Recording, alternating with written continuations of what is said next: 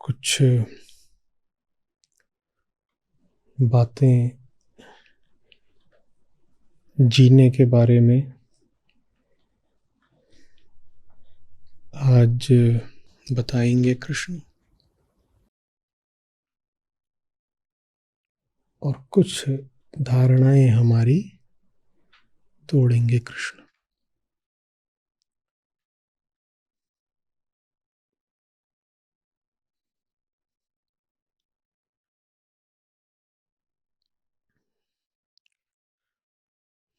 जीवन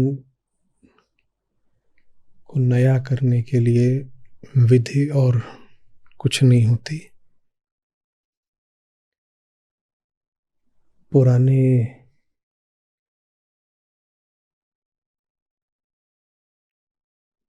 को ही कुछ गलाना होता है, कुछ हटाना होता है।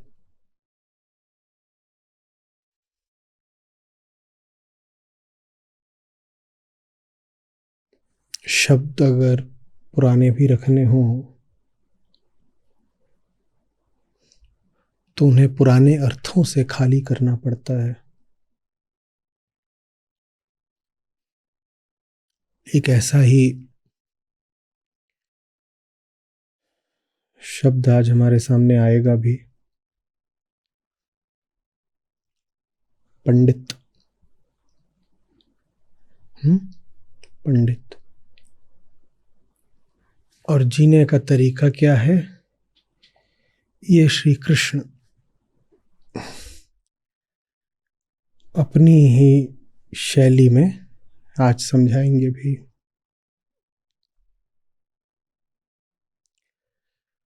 तो कर्म कौन करता दिखता है, कुछ मूल बातें, एकदम बुनियादी सिद्धांत, फंडामेंटल्स, जिनसे अगर आप चूके हैं तो फिर गीता व्यर्थ ही चली गई आपके ऊपर।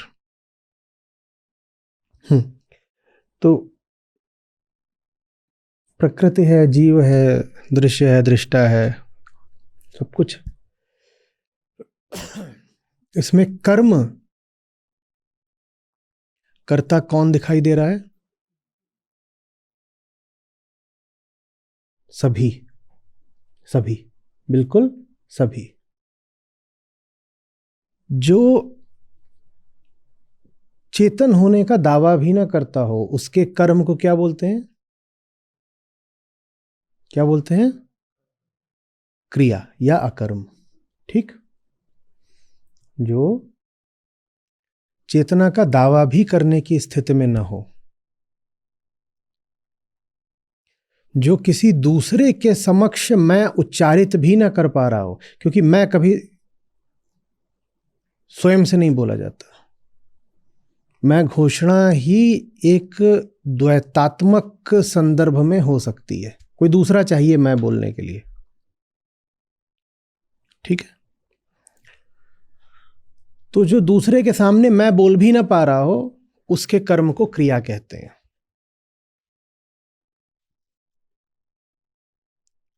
जिससे कभी किसी को, सुनने वाले को, देखने वाले को, संबंध रखने वाले को मैं की प्रतीति ही ना हुई हो, उसके कर्म को क्रिया कहते हैं। आपके कपड़ों से आपका पुराना रिश्ता है, इस कुर्सी से आपका पुराना रिश्ता है, अपनी ऐनक से आपका पुराना रिश्ता है, उस कलम से आपका पुराना रिश्ता है, दीवारों से। इन्होंने आपसे मैं कहा क्या कभी? मैं कहा क्या? पर हम कहते हैं कलम चलती है, तो ये क्या हो गई? क्रिया।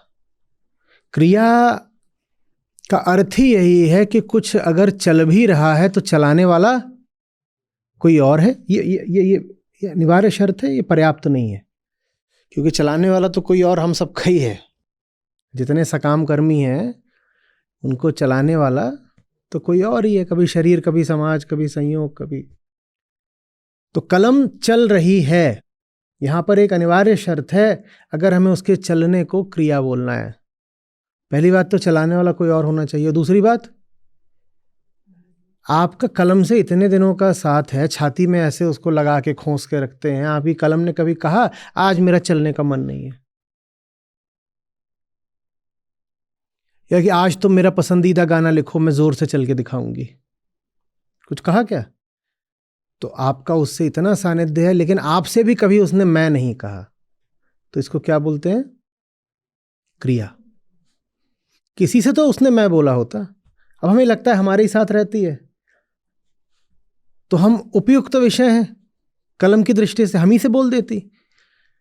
हमारी ही जेब में रहती है, हमारी ही उंगलियों में रहती है, हमारे ही कागज पर चलती है, ठीक, हम ही ने उसका निर्माण करा, तो हमें लगता है और किसी से तो क्या ही बोलेगी, हम ही से आगे बोल, हमसे भी कभी नहीं मैं बोलती। तो दोनों बातें जो हैं यहाँ पूरी हो गई, दोनों शर्तें। क्या? पहली, चलाने वाला कोई और है, और दूसरा, मैं की कोई घोषणा, कोई दावा, कोई भाव कम से कम हमें तो नहीं प्रतीत होता, तो उसको हम बोल देंगे क्रिया। तो वो तो चीज अब निपट गई। अब आते हैं उन पर जो कर्म करते हैं, अब उन पर आते हैं जो कर्म करते हैं। तो कर्म करने वाले माने जो कहते हैं कि हमने किया, जो कलम जैसे नहीं है कि कहीं भी नहीं कि हमने किया, जो दावा करते हैं, कहते हैं हमने किया, उनको कितने तरह का बताया गया है अभी तक चौथे अध्याय में?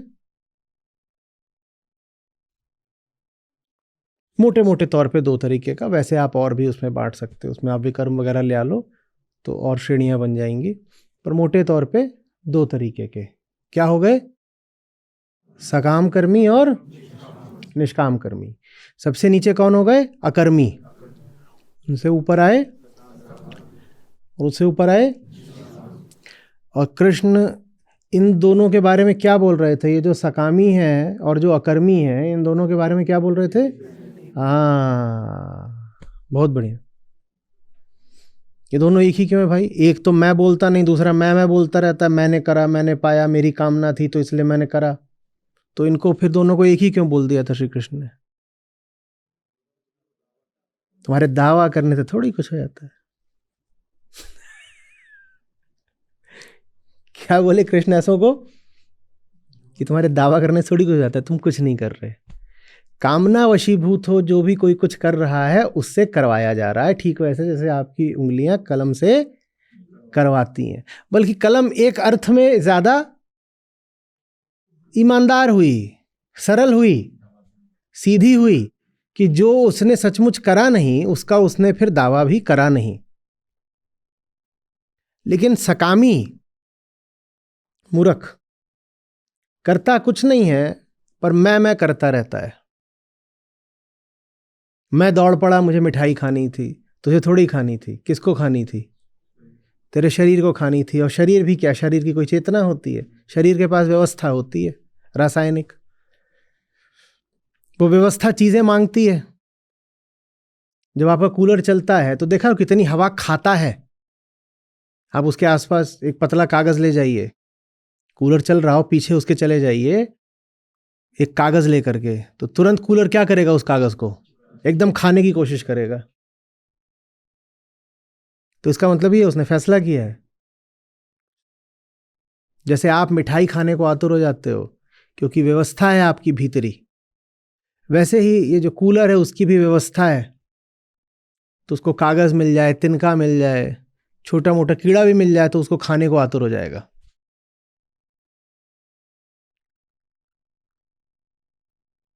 जैसे आप जा करके आपका कोई कामना का विषय खट से चिपक जाते हो, अलग ही नहीं होते। तो ये काम तो आपका बिजली के तार के साथ भी होता है, और परिणाम भी एक ही होता है। जिनको आपने चाहा उनसे भी आके चिपके, और चिपके तो आप बिजली के तार से भी, और अंजाम भी एक ही हुआ। तो बिजली के तार ने कोई आपको बुलाया था,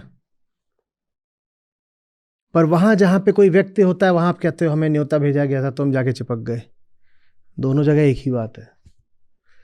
उधर भी एक विद्युतीय प्रणाली थी और उधर भी भीतर कुछ विद्युत का ही संचार हो रहा था, और विद्युत का वो संचार रोक दिया जाता तो कोई नहीं चिपका चिपकी के लिए बुलाता। पर बिजली के तार में जाके चिपक जाओ तो कभी नहीं बोलोगे कि ये तो प्रेम प्रसंग उल्टा पड़ गया। और जगह जाके चिपकते, और देखा है उससे बचाने का फिर तरीका भी एक ही होता है, डंडा मारा जाता है। और बचाने वाला भी अनाड़ी है, कहीं लोहे का डंडा मारने आ गया तो वो भी चिपक जाएगा। तो बचाने के लिए भी पता होना चाहिए कि ये जो चल रहा है ये सिर्फ एक प्रक्रिया है, और वो प्रक्रिया लकड़ी पर काम नहीं करती लेकिन लोहे पर काम कर जाएगी। समझ में आ रही बात ये? तो सकामी और अकर्मी ये दोनों बिल्कुल एक ही श्रेणी के हैं, अंतर सिर्फ दावेदारी का है। एक आके बोल देता है कि मैंने किया। अब आज जो है बात थोड़ा आगे की हो रही है। किसकी बात हो रही है? पंडित की, ज्ञानी की। और हम समझेंगे कि क्या वो कर्म नहीं करता है, क्योंकि सांख्य योग में तो हमसे श्री कृष्ण कह रहे थे कि यहाँ चाहे जड़ हो कि चेतन हो कि कुछ हो, सब कुछ ही गतिशील है। प्रकृति में अगर कुछ है तो हिलेगा डुलेगा, प्रकृति में अगर कुछ है तो समय की धार में है, बनेगा बिगड़ेगा। तो ज्ञानी का और कर्म का फिर रिश्ता क्या होता है? सकामी तो हमें समझ में आ रहा है, मूर्ख है, कुछ हो रहा है यूं ही प्रकृति की धार में, उसमें जाकर के घुसेगा और कहेगा हम हैं, ये वो सब करेगा। निष्कामी क्या करता है? कर्म ही छोड़ देता है। क्या करता है? लिखिए, बड़ी सुंदर बात है, आप इसको स्मृति में भी डाल सकते हैं। सर्वे समारंभाः काम संकल्प वर्जिता।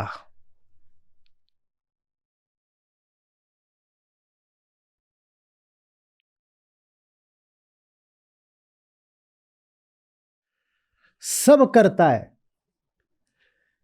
अपने लिए नहीं करता है। सकामी और निष्कामी में अंतर ये नहीं है कि एक करता है और एक नहीं करता है। निष्कामी है, निष्कर्मी थोड़ी है। सब करता है, आंधी तूफान की तरह करता है, बस अपने लिए नहीं करता है। सर्वे समारंभाः काम संकल्प वर्जिता।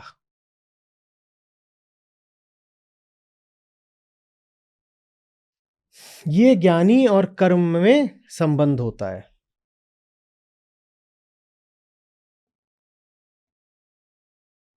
चूंकि वो ज्ञानी है इसीलिए मैं के खोखलेपन को, मैं की शून्यता को एकदम जान गया है। तो वो इस चक्कर में पड़ता ही नहीं कि जो कुछ हो मैं के लिए हो।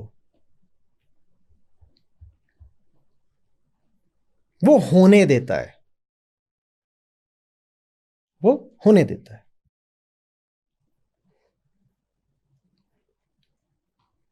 और जब कर्म मैं के लिए नहीं होता तो उस कर्म में स्वयमेव ही करुणा आ जाती है। करुणा कोई थोपी हुई, चिपकाई हुई, आयातित करी हुई चीज नहीं होती। बहुत ये महीन सूत्र, इसको समझिएगा। दूसरों के प्रति करुणा नहीं जगानी होती, अपनी कामना सुलानी होती है। कोई जरूरत नहीं है कि जाकर कहो कि मैं फलाने की भलाई करने आया हूं। आपके ऊपर कोई दारोमदार नहीं है दुनिया की भलाई करने का। है ये कैसी बात बोल दी? दुनिया की भलाई नहीं करनी? नहीं तो क्या करना है? अपनी मिठाई से बचो, उसमें दुनिया की भलाई स्वयं हो जाएगी। एक दफे मैंने कहा था कि आत्मज्ञानी करुणा करता नहीं है। आत्मज्ञानी जब चलता है ना तो उसकी पदचाप करुणा होती है। वो कहीं को भी जाए, वो कहीं को भी जाएगा, यूं ही चल रहा है माने कोई भी कर्म कर रहा है। चलना माने कोई भी कर्म करना है। वो कोई भी कर्म कर रहा है, उसकी पदचाप ही करुणा होती है। The sound of his footsteps is compassion. Doesn't matter where he is going, what he is doing. वो जो भी कुछ करेगा उसमें करुणा होगी ही होगी। उसे करुणा करनी नहीं पड़ती, उसकी हस्ती करुणा बन जाती है। जो कामना मुक्त हो गया वो करुण हो गया। तो कामना अपने आप में कोई विधायक सिद्धांत नहीं है। कामना अपने आप में कोई सकारात्मक कर्म नहीं है। कामना आत्मा की सहज अभिव्यक्ति है। आपको किसी के लिए अच्छा होने की कोई जरूरत नहीं है। और जो लोग अच्छे हो रहे हो किसी के लिए, जाके लाओत्जू से पूछो क्या बोलेंगे? बोलेंगे पकड़ो इसको, द रास्कल। लाओत्जू है। बोले जिसको जाकर अच्छाई करनी पड़े, बहुत बुरा आदमी है वो। अच्छे को पता भी नहीं चलेगा कि उसने अच्छाई कर डाली। उसको बस ये पता होगा कि मैं बुराई नहीं कर रहा हूं, और एकमात्र बुराई क्या है? अपने लिए जीना। अपने लिए जीना कोई इसलिए नहीं कि नैतिक आधार पे बुराई है कि छिच्छी सेल्फ सेंटर्ड नहीं होना बेटा, स्वार्थी नहीं होना बेटा, नहीं, वो वाली बात नहीं है। अपने लिए वही जी सकता है जो एकदम अंधेरे में हो, अज्ञानी में हो। अज्ञान के अलावा कोई बुराई नहीं होती। यहां पर चीज नैतिकता की नहीं है, यहां पर चीज व्यवहारिक है, जीवन के धरातल की है। एक ही बुराई है, क्या? जानते ही नहीं कि मैं कौन हूं और अपने लिए करने निकल पड़े। आप दूसरों को करुणा नहीं बरसा रहे, ये बुराई है? बिल्कुल भी नहीं। हाँ, माने अगर हम में करुणा कंपैशन नहीं है तो ये बुराई नहीं है? नहीं साहब, बिल्कुल नहीं। एक ही मूल बात होती है, एक ही धर्म होता है, एक ही कर्तव्य होता है और एक ही दोष होता है। सबका संबंध किससे है? आत्मज्ञान। जो स्वयं को जान गया वो निष्काम हो जाएगा, जो निष्काम हो गया वो करुण हो जाएगा। तुम्हें कुछ करना नहीं है बाबा। ज्ञान सबके मूल में है। ज्ञान से कर्म आ जाएगा, कर्म शुद्ध हो गया तो करुणा कहलाता है। आत्मज्ञान से निष्काम कर्म आ जाएगा, और निष्काम कर्म अपने प्रति निष्काम हो गए तो जगत के प्रति करुण हो गए। तुम्हें कुछ करने नहीं जाना है कि मैं भलाई करने निकला हूं और सड़क पर जाकर गरीबों को खाना बांट रहा हूं। नहीं जरूरत है कुछ करने की कोई जरूरत नहीं। ये सब जो प्रदर्शन वाले और नुमाइश वाले काम होते हैं, इनमें ढोंग और पाखंड ज्यादा होता है। अस्तित्व तो बिल्कुल आपसे ये उम्मीद नहीं करता कि आप दूसरों का ख्याल रखेंगे। कोई भी व्यक्ति दूसरों की जिम्मेदारी लेने के लिए पैदा हुआ ही नहीं है। दूसरों की भलाई अपने आप हो जाती है जब तुम भले हो जाते हो। तुम्हें भला होना है, दूसरों की भलाई हो जाएगी, तुम्हें नहीं पता चलेगा। और पता चल रहा हो तो वहीं पर रुकना, कुछ खोट है, कुछ खटकना चाहिए। जिसको ये पता हो कि उसके माध्यम से दूसरों का कल्याण हो रहा है, वहां कुछ गड़बड़ है।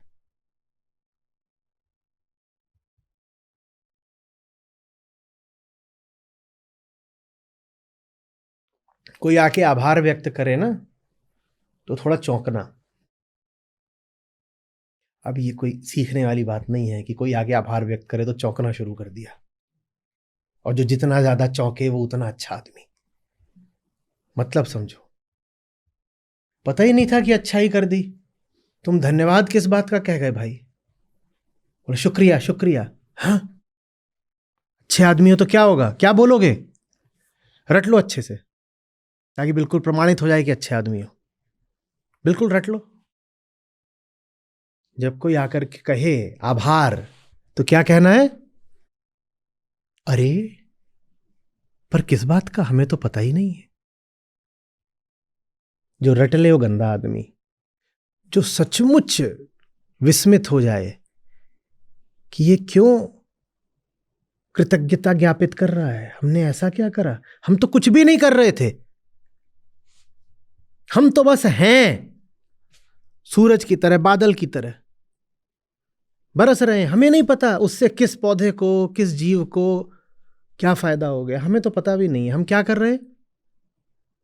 हम क्या कर रहे हैं? हम बस हैं, हम हैं। हाँ, जो हमारा एकमात्र धर्म था वो हमने निभाया। क्या धर्म है? आत्मज्ञान। आत्मज्ञान से क्या आ जाता है?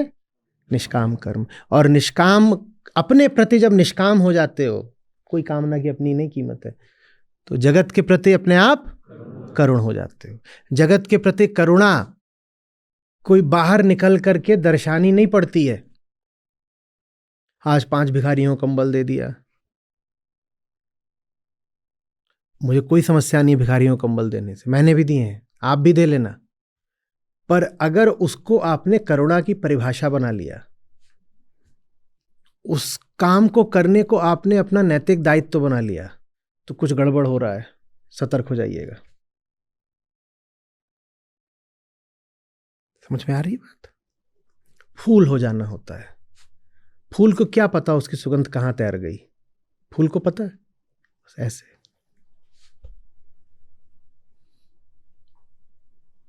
बच्चा हो जाना होता है, उसको किसी ने गेहूं दे दिया, वो गेहूं छींटता हुआ भगा जा रहा है, खेल है उसका।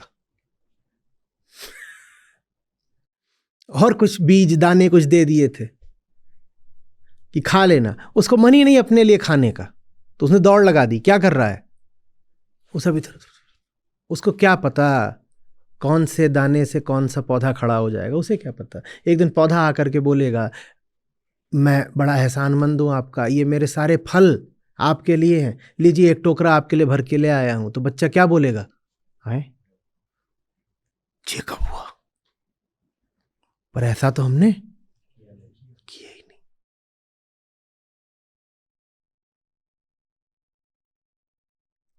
देने में जब गिनती आ जाए तो दिया बाद में है, वसूलने की तैयारी पहले है।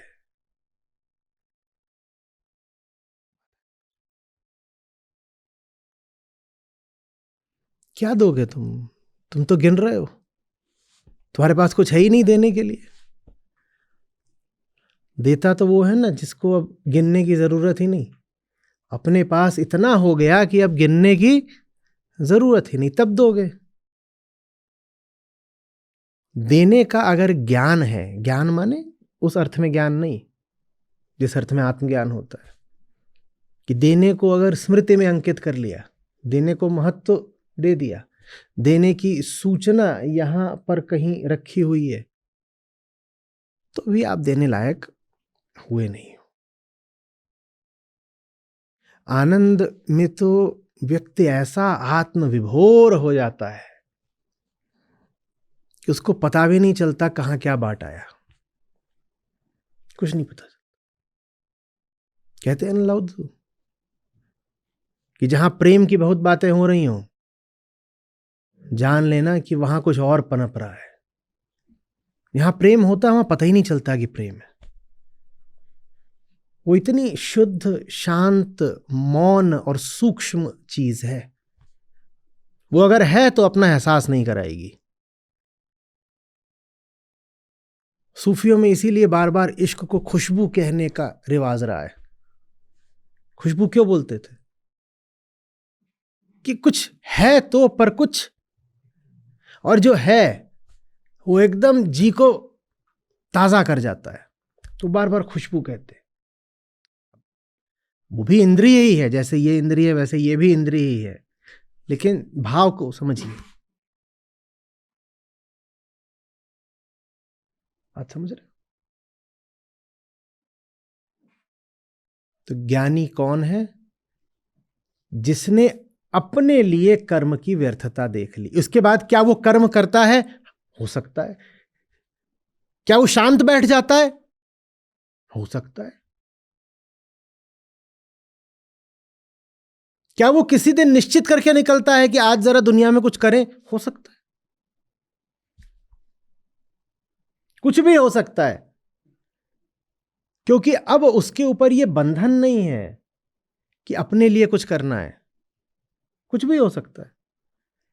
इसलिए वेदांत में ये बार बार कहा जाता है कि आत्मज्ञानी का कोई लक्षण निर्धारित नहीं करा जा सकता।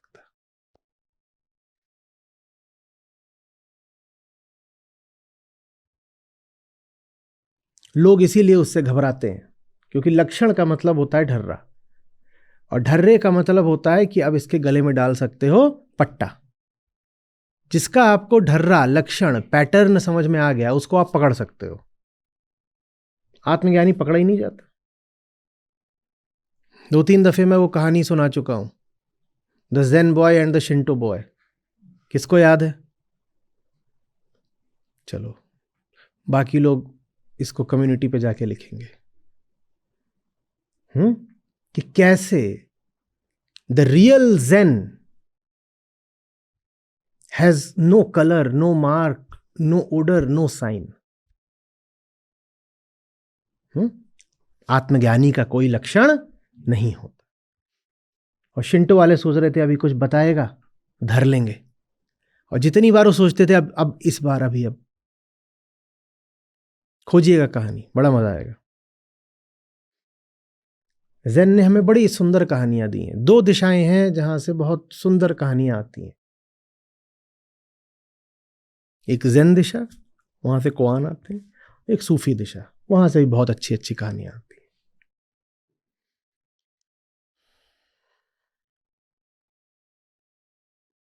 ये बोध कथाएं हैं, विशुद्ध बोध कथाएं।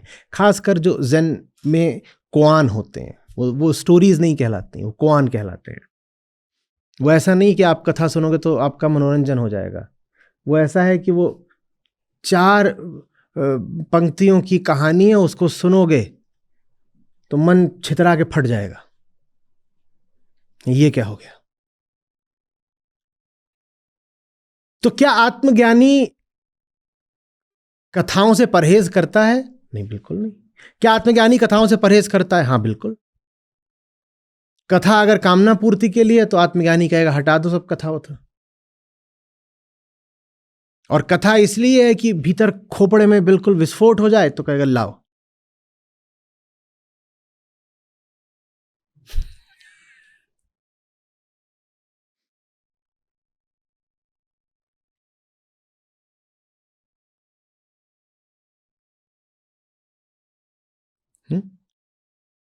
तो ज़ेन ने हमें बहुत सुंदर बोध कथाएं दी हैं। उनको आप पहेलियां भी बोल सकते हो, कोआन कहलाते हैं।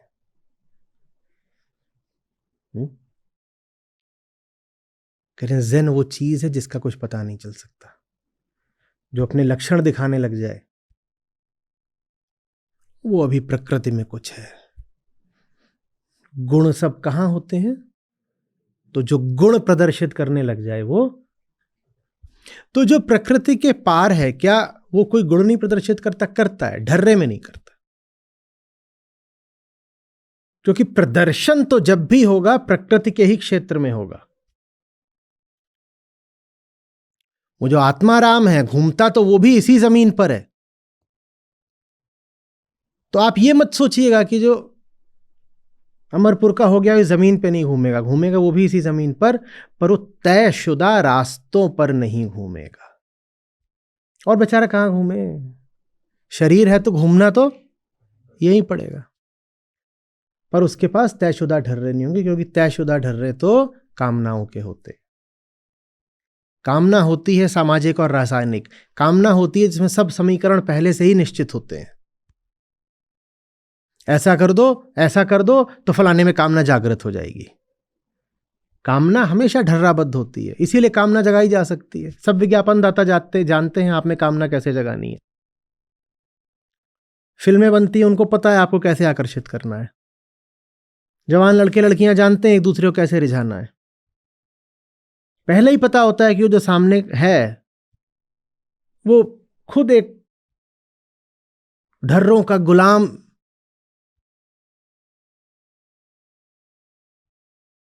तो उसको नचाने में कितनी देर लगनी है कि ढर्रा पकड़ो नचा दो। समझ में आ रही है? तो हम खिलाड़ी और पदाड़ी पर वापस आएंगे। खेलते दोनों हैं। एक वो जिसको न अपना पता न खेल का,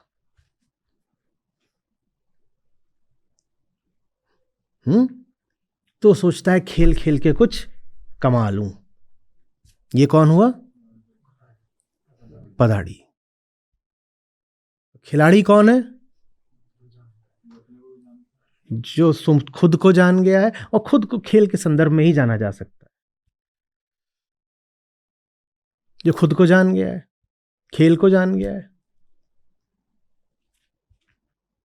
क्या अब वो बहुत जोर से खेलेगा?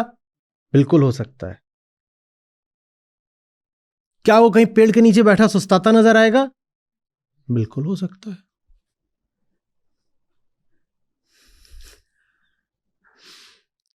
क्या वो दुनिया के लिए मरहम बनेगा? बिल्कुल हो सकता है। क्या वो दुनिया पर कहर बन के टूटेगा? वो भी हो सकता है। कुछ पता नहीं, और पता करने की कोई जरूरत भी नहीं है। हमें यह नहीं पता करना है कि मुक्ति के बाद हमारा जगत के प्रति आचरण क्या होगा, यह हमें नहीं पता करना है। हमें तो बस ये देखना है कि अभी जब हम बंधन में हैं तो हमारा अपने प्रति आचरण क्या है। मुक्ति के बाद क्या होगा इसका अनुमान लगाने की कोई जरूरत नहीं है। अतः करुणा की कोई परिभाषा देने की जरूरत नहीं है। कामना को समझना है, करुणा को नहीं। जो कामना को समझ गया उससे करुणा अपने आप बरसती है। ना उसको पता चलता, ना दुनिया को पता चलता। कई बार देने वाले को तो नहीं पता है, पाने वाले को भी नहीं पता चलता कि उसे कुछ मिला है। हम मिलने से जब उसको लाभ होने लगता है तो वो कहता है ये तो बड़ी बात मिल गई हमको, और देने वाला यूं ही दे गया था मुफ्त में। उसने जताया भी नहीं कि बड़ी चीज दे रहा है, और हम तो थे ही पगलू, हमें पता भी नहीं चला इतनी बड़ी चीज मिल रही है। बीज डाल गया था, अब जब आम लटकने लगे तो हमें पता चला कितनी बड़ी चीज दे गया वो। हमें तो लगा अपनी मस्ती में यूं ही गुठली उछाल गया है, खा पी के चूस के। गुठली नहीं उछाल गया, वो तो हमें आम से लदा हुआ वृक्ष दे गया है। पर तब न उसने जताया न हमें समझ में आया। ऐसा होता है।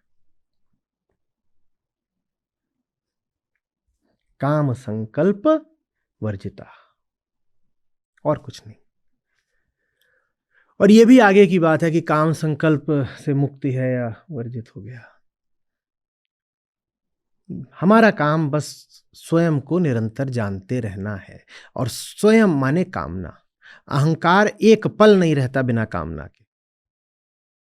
आप अपने आप को कभी देखें और आपको कामना ना दिखाई दे तो बताइएगा, मुझे नई चीज कुछ पता चलेगी।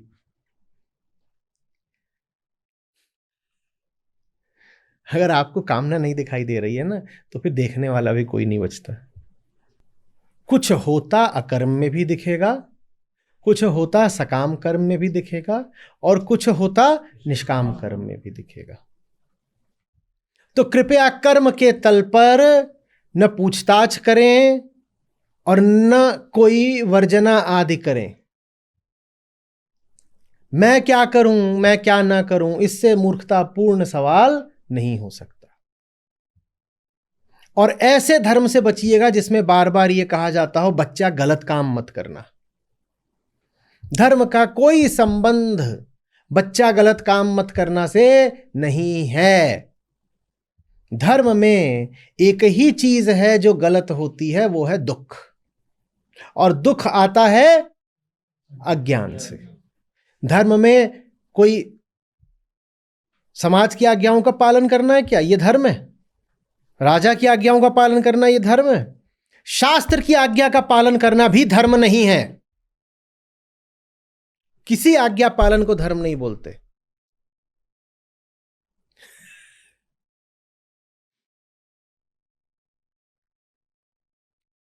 धर्म न किसी शासक के लिए है, न किसी पंडे पुरोहित के लिए है, और दिल थाम के बैठिए साहिबान, धर्म किसी ईश्वर के लिए भी नहीं है। धर्म सिर्फ और सिर्फ आप खास लोगों के लिए है। धर्म का रिश्ता सिर्फ आपसे है। धर्म इसलिए नहीं कि किसी ग्रंथ को खुश कर दो, धर्म इसलिए भी नहीं है कि किसी पुरोहित को खुश कर दो, धर्म इसलिए भी नहीं है कि समाज को या शासक को खुश कर दो, धर्म इसलिए भी नहीं है कि भविष्य को खुश कर दो कि अब स्वर्ग मिलने वाला है। धर्म इसलिए है ताकि अभी जो नाखुशी है उसका कुछ इलाज कर लो। बहुत लोगों को पता ही नहीं धर्म क्या है। धर्म सिर्फ उपचार है और कुछ भी नहीं।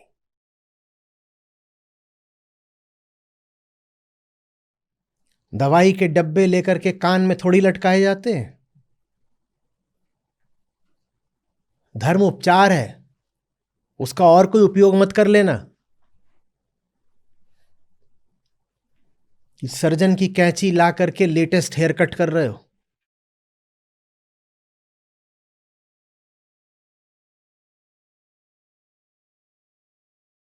बच्चे छोटे करते हैं, पता नहीं क्या, छोटे बच्चों को, खासकर छोटी बच्चियों को डॉक्टर बनना बहुत पसंद होता है।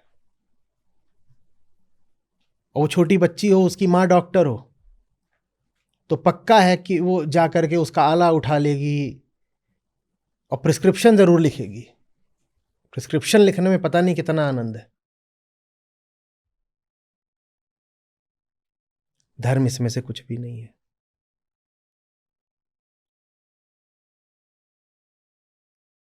आ रही बात समझ में? उपचार है धर्म, उपचार।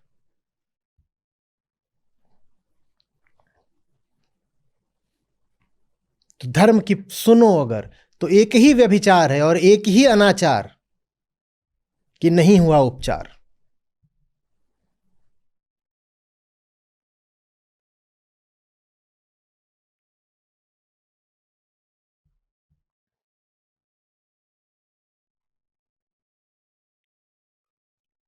नैतिक अनिवार्यताएं या निषेधाज्ञाएं ये धर्म में नहीं आती। इस तरह की बात कहीं सुनो ना कि मर जाना पर गलत आचरण मत करना, जान लो कि ये साहब समाज के या कहीं के एजेंट हैं बस। और धर्म में यही चला है लगातार, गलत आचरण से बचना। गलत, और गलत क्या है, इसी को उनके पास कोई परिभाषा नहीं। पूछो गलत माने क्या, तो बोले वो कुछ भी जो समाज बोले या परिवार बोले कि ना करो, वो करना गलत। तो तुम कहां के गुरु हो? तुम तो फिर परिवार के और समाज के एजेंट हो। कि माँ बाप लड़के को समझा रहे थे, बेटा फलाना काम मत करो, फलाना मत करो। माँ बाप भी क्यों समझा रहे थे? वो खुद नहीं कोई समझे, उन्हें किसी और ने समझा रखा है। और लड़का सुनने को नहीं तैयार है, तो लड़के को कान पकड़े गुरुजी के पास ले गए कि हमारा लड़का फलाना काम करता है। गुरुजी ने कहा देखो बेटा, जान दे देना पर वो गंदा वाला काम मत करना। इन सब बातों का धर्म से कोई लेना देना नहीं। धर्म तो सिर्फ हमारी चेतना की छटपटाहट का उपचार है। बाकी जितने काम धर्म के नाम पे हो रहे हैं वो बस खुद को बेवकूफ बनाने की साजिश है। बड़ा मजा आता है ना खुद को ही उल्लू बनाने में।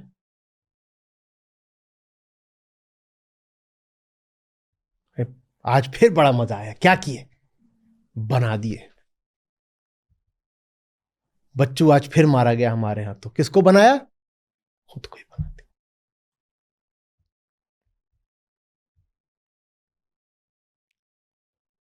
एक ही पाप, एक ही दुख, एक ही गलती।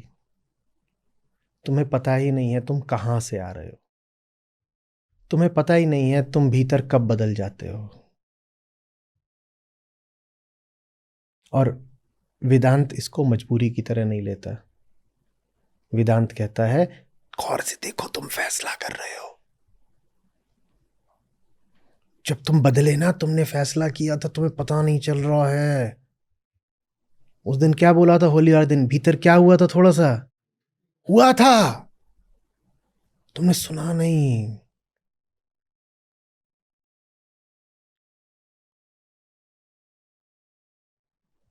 होता है, महीन आवाजें हो जाती हैं, पता नहीं चलती।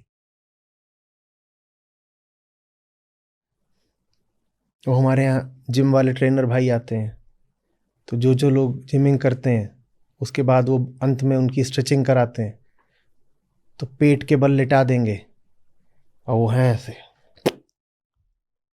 और उसके बाद पीठ ऐसे पकड़ कहेंगे सांस रोकना मत, सांस रोकना मत, और जोर से दबाएंगे। उनको बड़ा मजा आता है जब रीढ़ की हड्डी कड़कड़ाती है, वो सुनना चाहते हैं। अब आज सुन नहीं पाए होंगे और जब वो सुन नहीं पाते तो सामने खड़ा कर देते हैं और ऐसे आपको ऐसे पकड़ लेंगे पीछे से और ऐसे उठाएंगे, वैसे कहेंगे अब तो बोलेगी। मैंने कहा जरूरत नहीं भाई, वो हो गया है। बोले सुना नहीं। मैंने कहा हो गया था, आपने सुना नहीं। बहुत सारी चीजें ऐसी होती हैं जो आप सुनते नहीं पर हो जाती हैं। पर सुनो तो सुना जा सकता है। वेदांत कहता है तुम देख नहीं रहे हो भीतर क्या हो रहा है, पर देखा जा सकता है।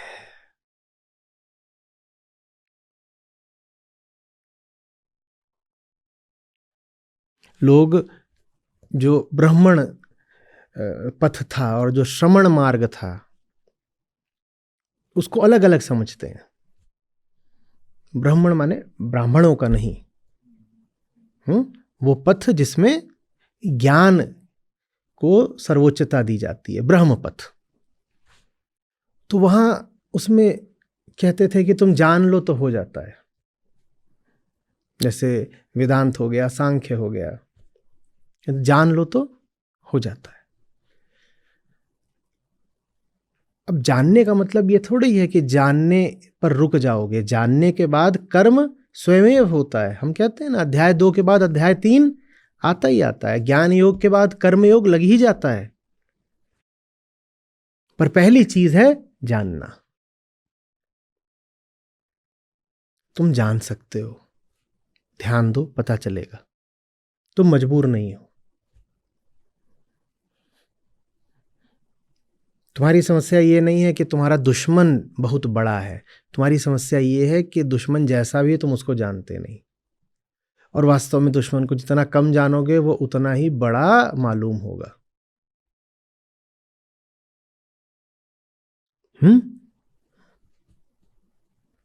लोगों की जान निकल जाती है भूत वगैरह से। इतना बड़ा दुश्मन, जान ही निकल गई। ये नहीं कि उसने कुछ करा, दुश्मन ने लगा खड़ा है सामने, उसके बारे में सोच के ही जान निकल गई। दुश्मन को जितना कम जानोगे वो उतना बड़ा और भयानक लगेगा। तो मजबूरी की बात मत बोलना, कहना दुश्मन था ही इतना बड़ा, उसने हमें पटक के मार दिया। नहीं, दुश्मन इतना बड़ा नहीं था, तुम्हारा अज्ञान बड़ा था। जितना बड़ा तुम्हारा अज्ञान होगा, सामने वाला दुश्मन तुम्हें उतना शक्तिशाली लगेगा। वेदांत कहता है तुम आत्मा हो, उसके सामने क्या किसी की शक्ति हो सकती है। व्यवहारिक तौर पे क्या अर्थ हुआ इसका? सामने वाले की शक्ति तभी तक है जब तुम्हारे पास कामना हो। उसकी ताकत तुम्हारे लालच पर चलती है। जो भी तुम्हारा दुश्मन है उसकी ताकत तुम्हारे लालच पर चलती है, और तुम्हारा लालच आता है तुम्हारे अज्ञान से। तुम्हारे दुश्मन की ताकत और तुम्हारा अज्ञान बिल्कुल एक बराबर होते हैं। बहुत बड़ी लग रही है अगर जिंदगी में कोई चुनौती, तो बहुत बड़ा है अपना अज्ञान। नहीं तो कोई चुनौती बड़ी नहीं है। किसी भी चुनौती को हम ही तो घोषित करते हैं ना कि हमारे लिए ही बड़ी है। अन्यथा चुनौती थोड़ी बोलने आती है कि इतना मेरा आकार है, आपके लिए बड़ी है।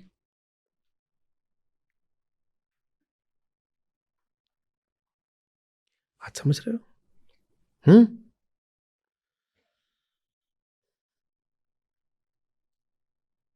ज्ञान से सब कर्म दग्ध हो जाते हैं, कृष्ण कह रहे हैं।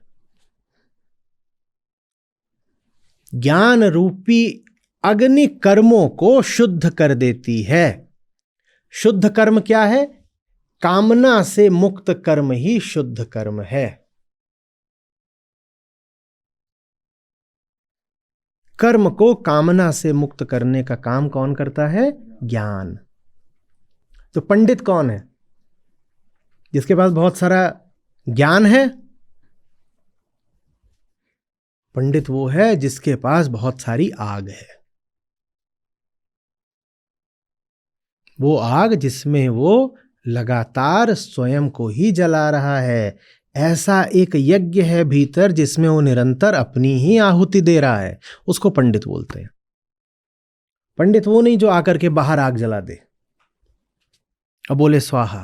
पंडित वो जिसके भीतर आग जल रही है, ऐसी आग जिसमें प्रतिपल उसकी अहंता का झूठ राख हुआ जा रहा है। बाहर की आग तो कोई भी जला सकता है, जो भीतर की आग जला ले उसको ही पंडित कहते हैं।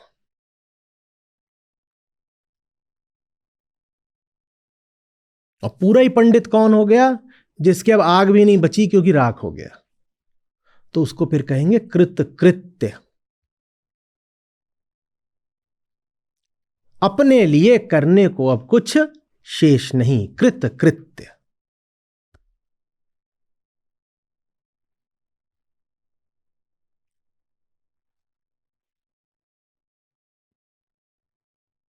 अब और कुछ चाहिए नहीं, कृतकृत्य पंडित हो। तो ज्ञानी, आत्मज्ञानी, निष्काम कर्मयोगी, पंडित, ये सब के सब एक ही ओर को इशारा है। इनमें अलग अलग बातें मत करने लग जाएगा। कोई कहे अच्छा बताओ ज्ञानी और पंडित में क्या अंतर होता है, तो ऐसे इधर उधर नाचना, ठुमका दिखाना, जीभ निकाल के ऐसे हुलुलुलु करना और भाग जाना, ऐसे सवालों का यही जवाब है।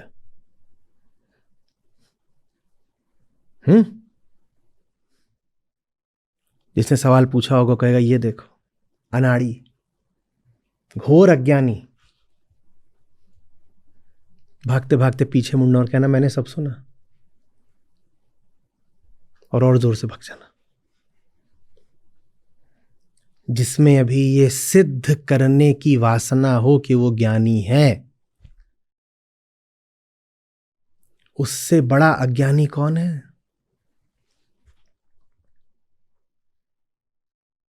आत्मज्ञानी के लिए तो ज्ञान एक चुटकुला होता है। उसको बोलो ज्ञानी महाराज, तो वो गुलाटियां मारनी शुरू कर देगा, पेड़ चढ़ जाएगा, बंदर बन जाएगा। और जिसको बोलो ज्ञानी महाराज और वो हे करके, अरे नहीं नहीं, क्यों शर्मिंदा करते हैं, अभी तो ज्ञान और लेना बाकी है।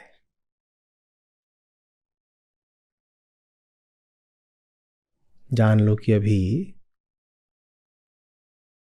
शुरुआत नहीं हुई है, इसको अभी बहुत सख्त जरूरत है लाओ त्सु के डंडे की। वो जाने गधे जाने भैंसे पे चलते थे और एक डंडा साथ मिले।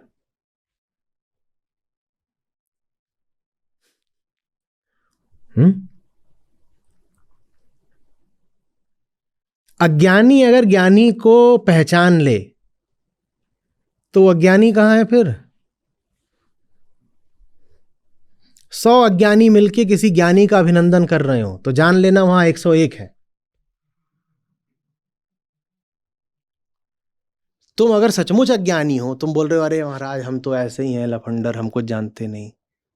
तुम अगर सचमुच अज्ञानी हो तो तुमने ज्ञानी को पहचाना कैसे? नियम है जीवन का, अपने ही तल वाले को पहचाना जा सकता है। तो 100 अज्ञानी अगर मिलकर किसी को पहचान रहे हैं, किसी का वर्ण कर रहे हैं, किसी को सम्मान दे रहे हैं, तो वो भी होगा अज्ञानी। इसीलिए जो आत्मज्ञानी होता है उसके लिए बड़े चुटकुले जैसा होता है जब लोग उसकी प्रशंसा वगैरह करें। वो कहता है तुम प्रशंसा कर किस बात की रहे हो, तुम्हें कुछ पता तो है नहीं, तो तुम तारीफ किसकी करने आ गए? और यही बात तो कहता है जब निंदा हो रही होती है, कहता है तुम्हें कुछ पता तो है नहीं, तुम निंदा किसकी करने आ गए? और इसीलिए वो प्रशंसा निंदा दोनों से मुक्त हो जाता है। कहते हैं कि वो निंदा स्तुति सबसे आजाद है। तो प्यारी बात, जो आपकी श्लाघा और स्तुति से प्रसन्न हो रहा हो, वो आपकी निंदा से आलोचना से कुपित भी होगा।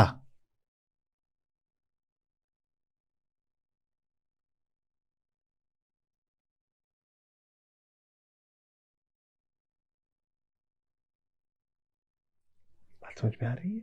जब तक किसी की बातें सुनो अपनी बड़ाई की और भीतर खमीर उठने लगे, ऐसे फूलने लग जाओ, जान लेना अभी मामला कुछ नहीं, कामना बैठी है भीतर फूलने को तैयार। गुब्बारा था, बाहर से किसी ने हवा मारी, अंदर फूल गया। भीतर गुब्बारा ना होता तो उसके हवा मारने से कुछ फूलता क्या? अंदर अंदर कुछ फूल गया, माने गुब्बारा कामना वाला हम रखे ही बैठे थे।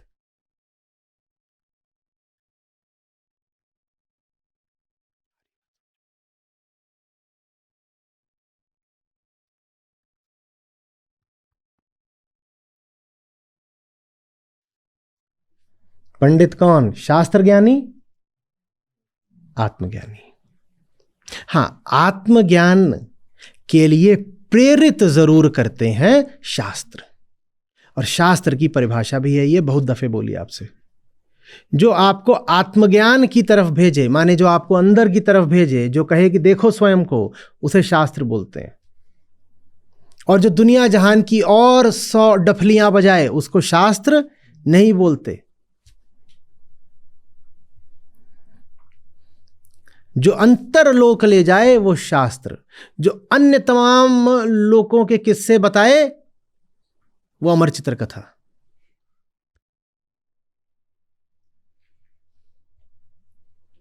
फिर एक दफे ऐसा हुआ जहां देखो कि कोई कहानी यहां से शुरू हो रही है, प्राचीन काल की बात है। अगर पहला ही वाक्य ये है प्राचीन काल की बात है, तो या ये कह दो कि हाँ बताओ आगे, आज जरा हंसने का मन है, चुटकुले की तरह पढ़ेंगे तुमको, प्राचीन काल की बात है।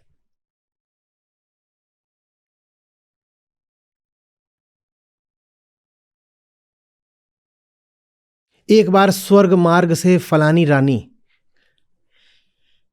अपनी दासियों के साथ जा रही थी।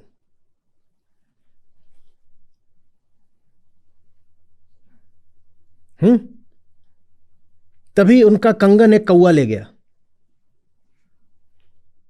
इसमें तुम्हें आत्मज्ञान होने वाला है, इसमें आत्मज्ञान होगा। प्राचीन काल की बात है।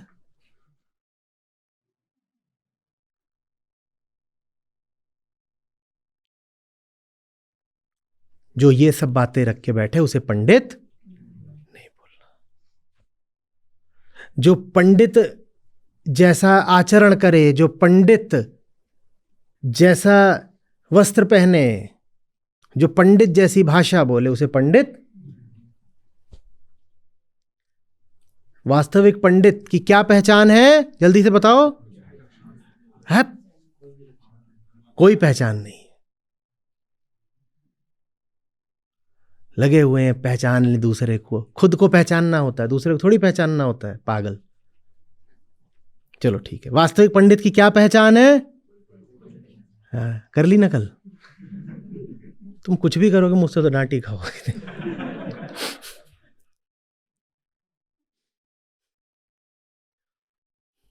वास्तविक पंडित की क्या पहचान है? ये बेहतर है। मेरा काम ही है आप लोगों को बिल्कुल चुप तक ले आना। जहां दिख जाए कि दाएं जाएंगे बाएं जाएंगे, स्थिर हो जाओ, मौन हो जाओ, यही आत्मज्ञान है। समझ में आ रही बात? अमर चित्रकथा वाले पंडित जी को क्या बोलना है? हाँ, नियम नहीं बता दिया मैंने कि हर समय चुप ही रहो। सत्य को लेके मौन हुआ जाता है, असत्य के बारे में तो सब कुछ बोला जा सकता है। समझा नहीं? फिर नियम पकड़ लिया कि अब कोई भी सवाल करें बस चुप रहो। हैं? ठाकुर खुश होगा, शाबाशी देगा।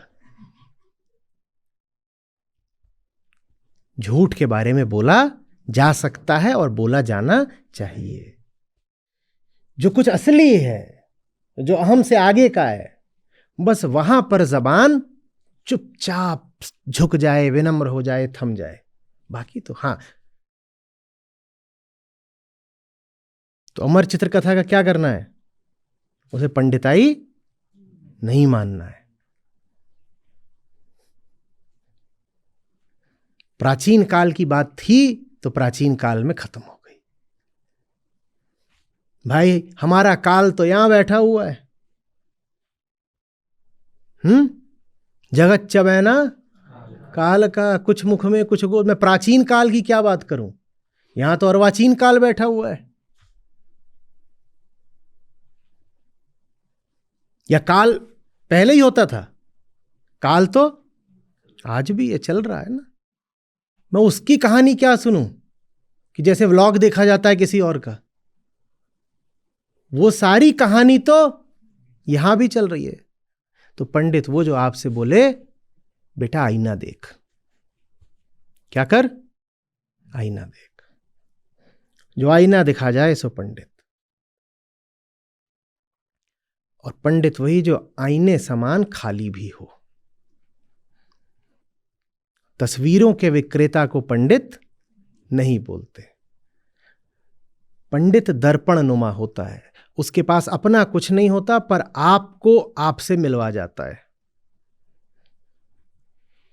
उसका खालीपन आपके बड़े काम का होता है। जो इतना खाली हो वो पंडित है, लेकिन उसकी कोई पहचान नहीं मिलेगी। बताओ दर्पण की क्या पहचान है? दर्पण में कुछ ऐसा होता है कि पहचान पाओ? उसे किनारा छोड़ दो, बोलो कि नहीं सोने का उसमें किनारा था, वो नहीं। दर्पण में कुछ ऐसा होता है कि पहचान सको? कुछ भी नहीं। तो पंडित वो है दर्पण जैसा, पहचाना ही नहीं जा सकता। उसकी पहचान अगर होगी भी तो उसके लक्षणों से नहीं, अपने लक्षणों से। दर्पण की पहचान कैसे होती है? दर्पण कभी नहीं दिखता किसी को। क्या दिख जाता है? मुंह दिख जाता है। जिसके पास बैठने से अपना मुंह दिख जाए वो पंडित।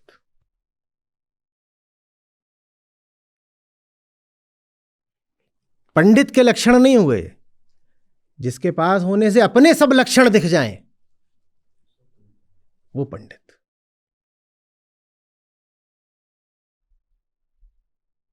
ज्ञान को गीता और उपनिषद बार बार अग्नि की उपाधि देते हैं। क्यों? जलाता है, जलाता है, जलाता है। अब ज्ञान के दो तरीके के इस्तेमाल हो सकते हैं। आप बता देना आपको कौन सा करना है। आज की आखिरी बात है।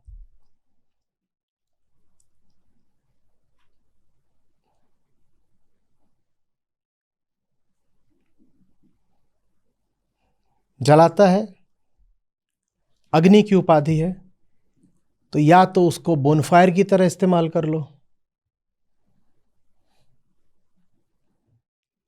या भस्म हो जाओ। एक है कि वो जला रहा है और तुम दूर बैठ करके जलते हुओं की आंच ताप रहे हो, बड़ा मनोरंजन हो रहा है। वहां कोई जल रहा है और तुम दूर बैठ करके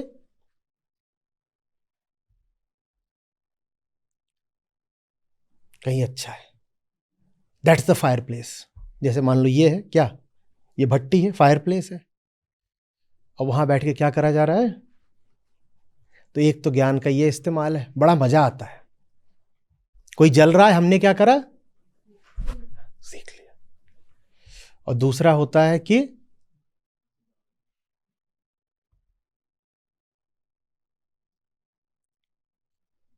क्या?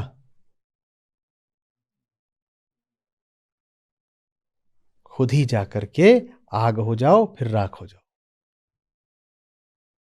आप देख लेना आप ज्ञान का कौन सा इस्तेमाल कर रहे हो। कहीं ऐसा तो नहीं कि जल कोई और रहा है, आप बस हाथ ताप रहे हो।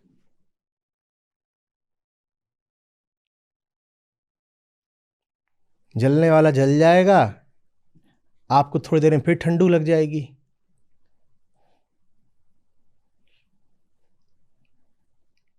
अरे धनिया, आप कोई और है जलने वाला क्या? फिर ठंडाएगा।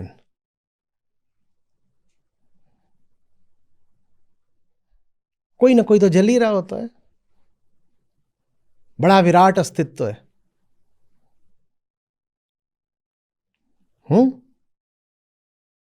यहां उनकी कमी नहीं जिन्हें समझ में आ जाता है कि ज्ञान की आग में जलने से बेहतर कुछ हो नहीं सकता। और जब कोई ज्ञान की आग में जल रहा होता है तो उसके आसपास प्रकाश और ताप सब उपलब्ध हो जाते हैं। वहां भीड़ जमा हो जाती है रोशनी देख के। बढ़िया तमाशा लगा है, आप देख लेना, आप तमाशा बीन हो।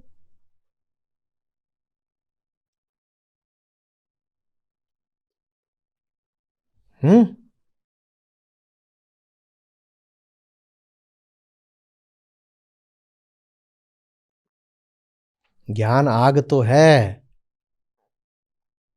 पर कहीं ऐसा तो नहीं कि उस पे रोटियां सेक रहे हो।